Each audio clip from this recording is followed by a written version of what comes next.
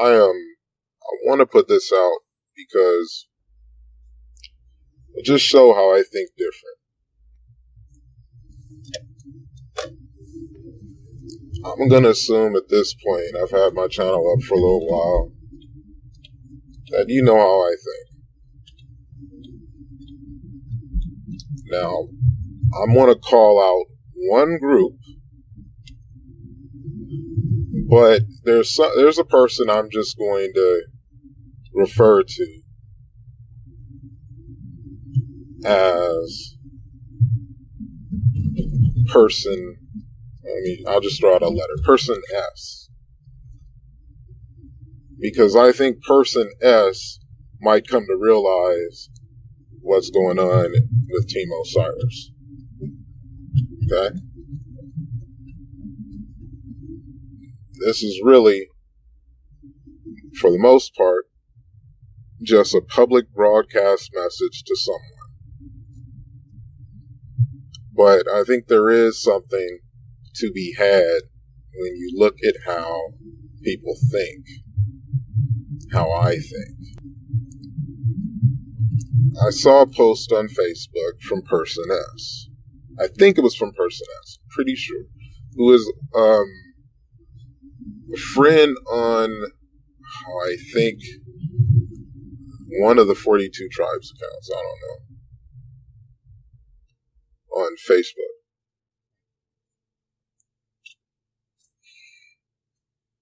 And I don't really get into it that much because I don't really have a whole lot of time to check multiple Facebook accounts and Twitter. I check Twitter more often. Twitter's usually simpler, but you never know. Sometimes it goes weird. But I'm looking through this, and I want to engage this account a little bit more. So I'm more talkative and more reactionary than I typically am. I see a post about how Bantus are invaders because of what they did to the Batwa. And first thing I'm like, oh my, here comes respectability politics again. I mean, like just Samboic behavior.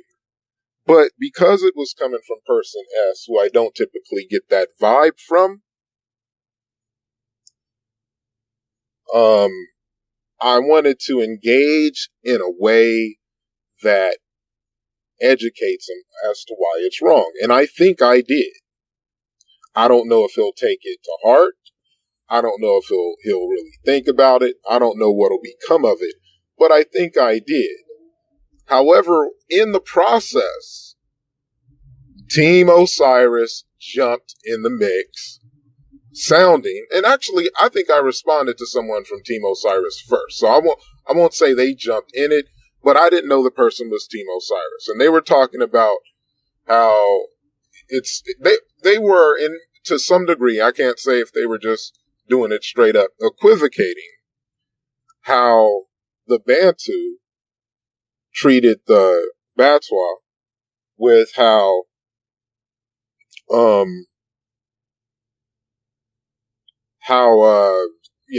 invaders typically treat people they invade.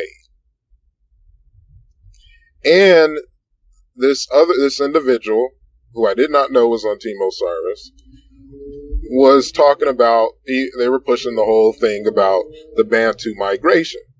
And I made the point that there really isn't a whole lot of proof about the Bantu migration. If you look at, if African Americans take GPS tests, then they're migrating from the east to the west. I showed them that. I mentioned, I didn't really have time to look it up, but there was a tracer on E1B1A, EM2, which shows that it did start somewhat near Cameroon, but I think it was even further west near Nigeria, but like northeastern Nigeria, something like that. And you also have like the tracer that puts it in the Middle Kingdom of Egypt. You have Ramses III who had it.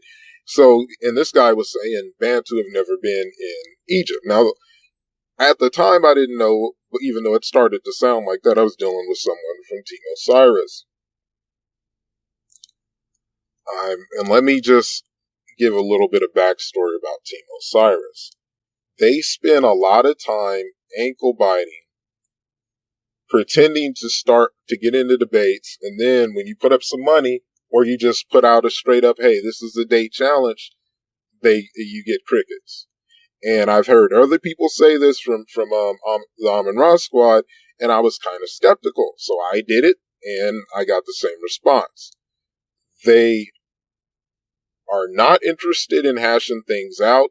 It's like what I was saying about the conscious community, Black YouTube at least, being like high school.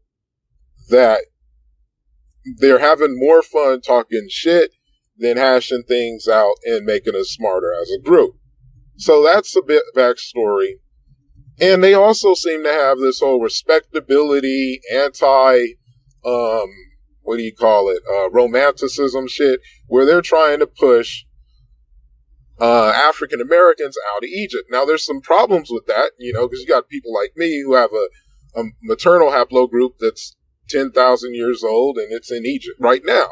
You know what I mean? So that's being 10,000 years or less removed from Egypt. So, and then you have E1B1A, which traces to at least the Middle Kingdom.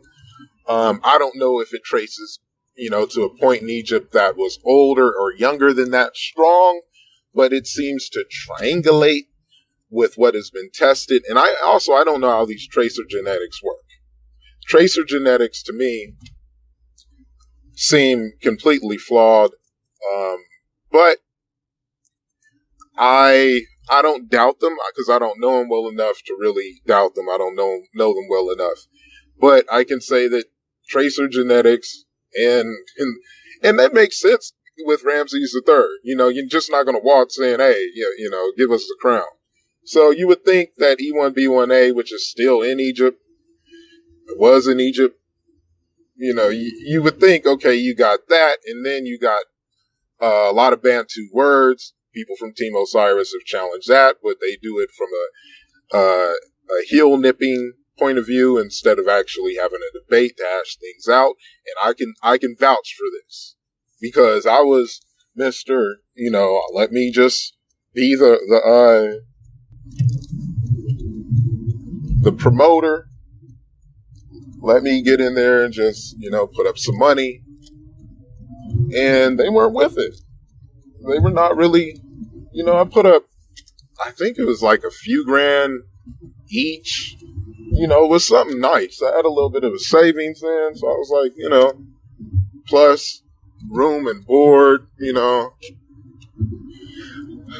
maybe it would have been a combination of the two, maybe even revenue sharing, because I was trying to put it on Hulu. I'm like, hey, let's get a Team Osiris, Amin Ra squad debate. I think that would, about, the language families, because the Amin Ra squad would never say that Bantu was not in, the Middle Kingdom or ancient Egypt in general, because you have Bantu words within the transliterations. You have cognates. And you have the concepts to go along with it, so it's not a fluke. Now, Bantu straight up as we know it today, I don't know if they would make that argument.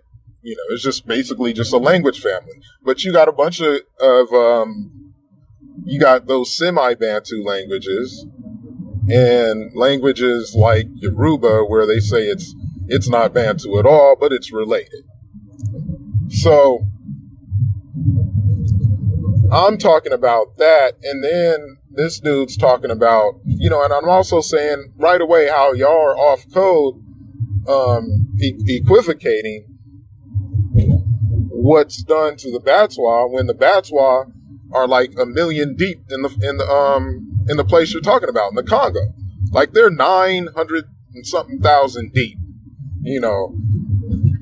I'm sure there were feuds and stuff like that. I don't think this is all bogus claims. I think it's real. Africans get them up. But when you start talking about how they was eating pygmies, and it's only coming from these same publications that I know were racial biased because, for instance, they reported the Abu Sir test, but not King Tut and Ramses III. So these same publications are talking about, no proof, but we've heard rumors of how Batwa are getting put in the pots by the invading Congolese army or the invading Ugandan army that shouldn't be there. I'm like, this don't sound right. It's all you always got to be aware when they put a little bit extra on something. So I'm like, how do you, I'm like, you really gonna lock that in and say that they eating folk, and you're like, that, so I'm like, and then it becomes, you just don't want to admit that Africans, blah, blah, blah, do this. I'm like, it's not that I know people get them up. Okay.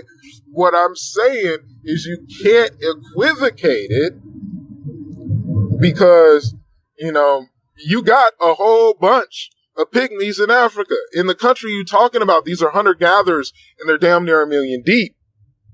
That's as successful as hunter-gatherers don't get. So they're not getting exterminated, but you can't show me a Tasmanian. I'm making these type of arguments. And I'm realizing I'm seeing people from Team Osiris. And now Mr. S is in the mix. And I'm having the, and that goes into genetics. He's talking about how, because I'm like, hey, you show me some, Khoisan and Batwa in Europe, and I'll show you some bones. They not there. But they in Africa deep. So what are we talking about here? How bad of a conflict are we talking about here? Okay? And then he's talking about how, well, you have hunter-gatherer markers in Europe. I'm like, man, if you're talking about A000, and I was wrong because A00, that's just in Africa. But if you're talking about, let's say A0, A1, I think A1 is in Yorkshire, England. And I'm like, that probably did not come from, that's probably recent, like from some Moors, or some Bedouins, some Arabians, anybody that's more Africanized, it could potentially carry A1 up into Europe. And especially if it's somebody that doesn't look like a modern Batwa, because the British that have it, they look like British. They look like regular British. So we talking about a lineage that's already jump race. And that happens when you're talking about a paternal and maternal lineage, because I could do it. If I went up to Europe right now and just had sons with people with strong albino features, eventually my kid's gonna look albino, but they gonna still be coming from my lineage. If it's boys, if it's girls, that's different. So that's gonna happen. You know what I mean? So I won't even go into that detail. That should be explanatory. That you should already know. But that's where it was. Eventually, I had to tell Mr. S, I'm like, by talking about this, you're having post-reparations conversations in a pre-reparations world. Because that's how the albino classified as white is going to spin it. And I talked a bunch of times about why I call people who are classified as white, the albino classified as white. It's because you got all that myth stuff. You know what I mean? You got the Caucasians and the Jakobs, and let's see, what's another one that they like? The Neanderthals. All of this stuff is ridiculous.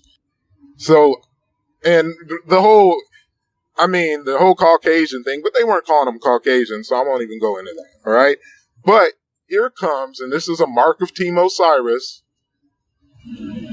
some Latino dude to cape for white people, like, because I'm calling them albinos. And I'm like, look, man, you're kind of in a need to see a way out of it conversation. This might be for you.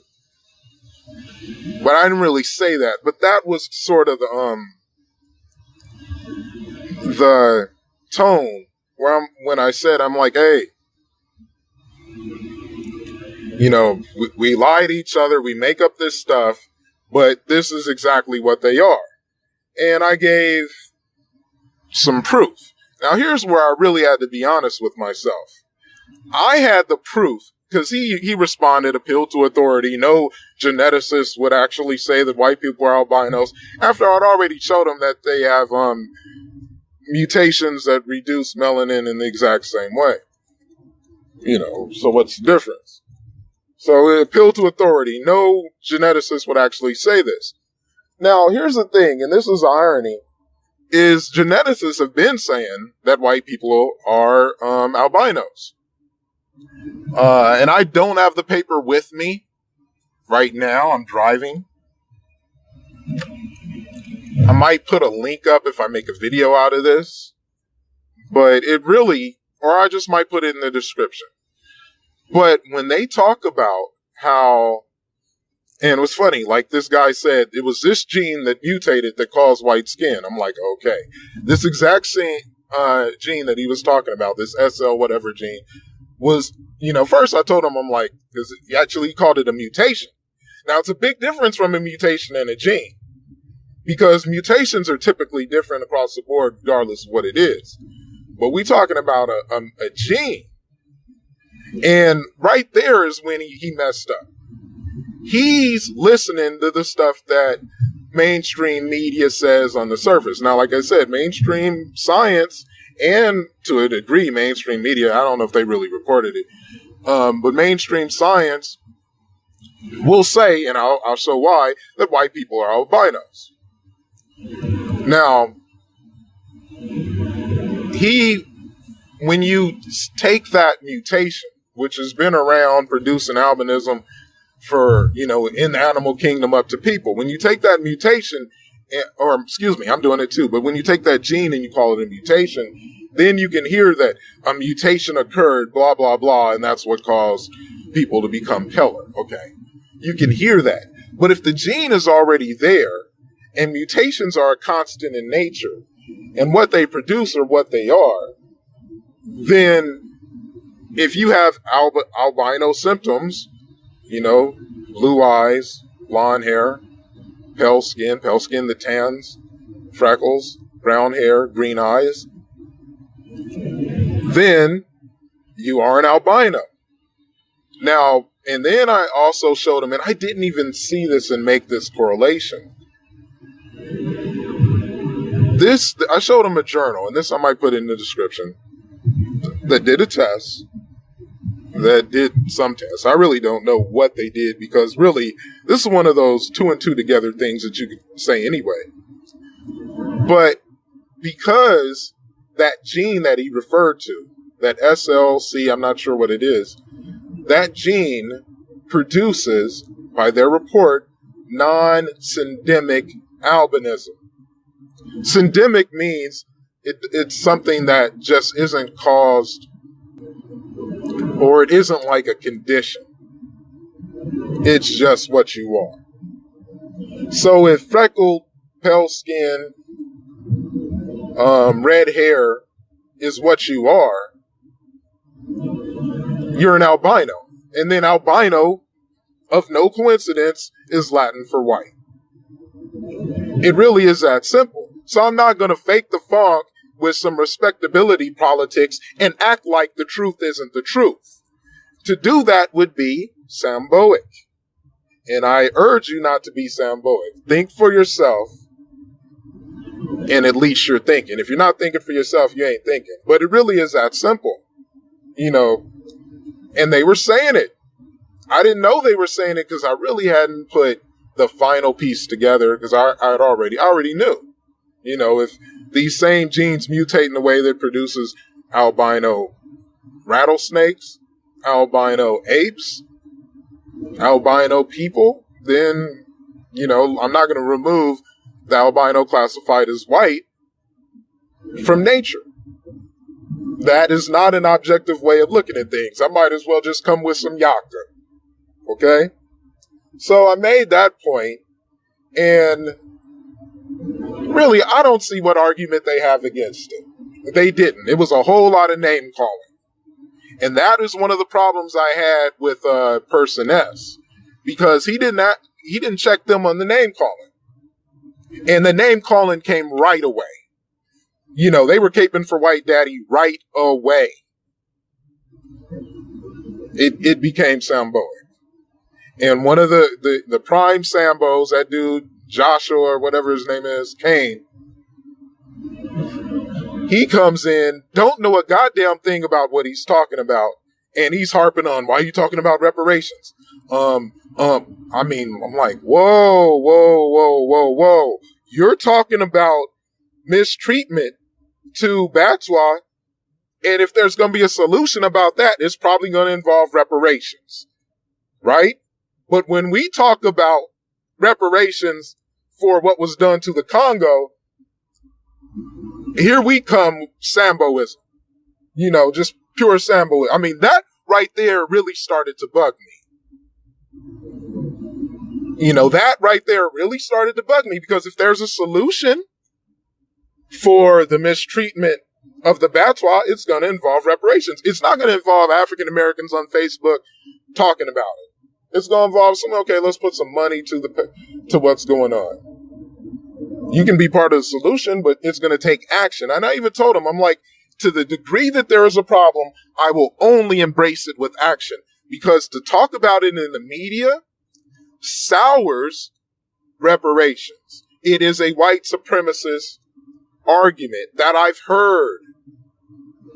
You're making an anti-reparations white supremacist argument. And I said the same thing to Mr. S.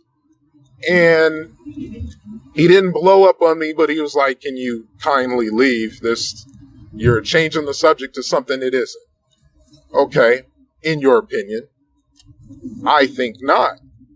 I think the moment you talk about atrocities, it comes with the solution. Whether you're talking about them with, because, hey, if I would have said that the Bantu, well, maybe they should pay the Batwa some reparations, I don't know if you'd have a problem with that, because that's a solution to what you're talking about. Maybe we should help them out so they can get reparations. But then you got Joshua Samboic Kane,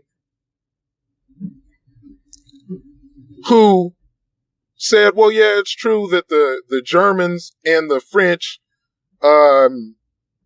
committed human rights violations. Like he kind of wanted to not sound Samboic, so he acknowledged what the Germans and the French did to the Congo. Now, that means, and this is the same person who also said was backing up the stories about cannibalism.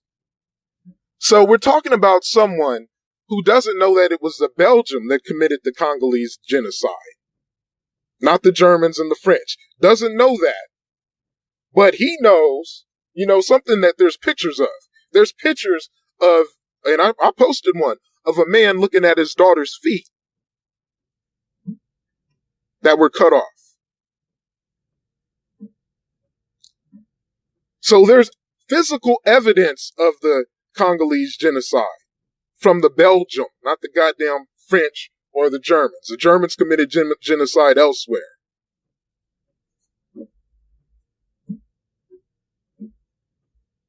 I don't know if the French, maybe in portions in different places, but I don't know if they ever just said, okay, we're going to go all out like the Belgians and the Germans did.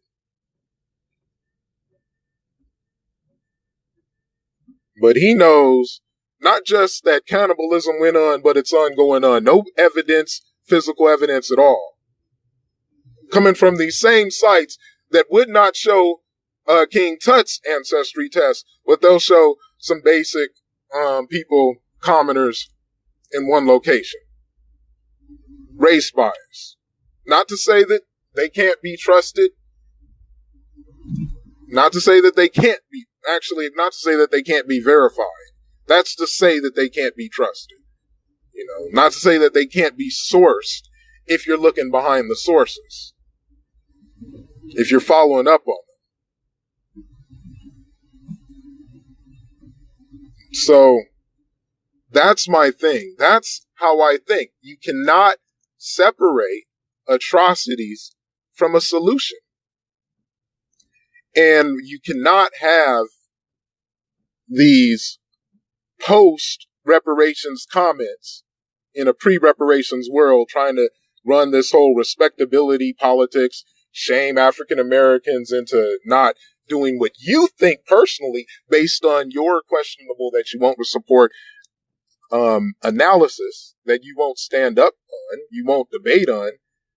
You know, you're trying to shame people for romanticism. That's your tired Samboic hustle.